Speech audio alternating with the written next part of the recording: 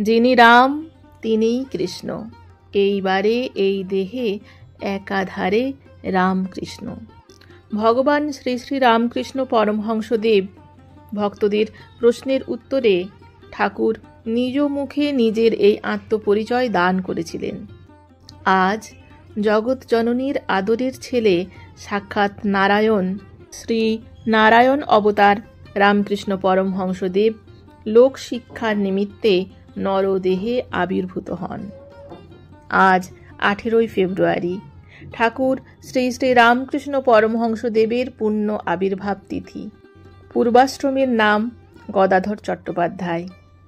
ঊনবিংশ শতকের এক প্রখ্যাত ভারতীয় বাঙালি যোগ সাধক, দার্শনিক ও ধর্মগুরু।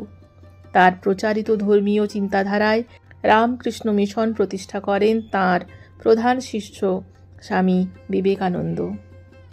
তারা উভয়েই বঙ্গীয় নবজাগরণের এবং ঊনবিংশ ও বিংশ শতাব্দীর বাংলা তথা ভারতীয় নবজাগরণের অন্যতম পুরোধা ব্যক্তিত্ব। তার শিষ্য সমাজে, এমনকি তার আধুনিক ভক্ত সমাজেও তিনি ঈশ্বরের অবতার রূপে পূজিত হন।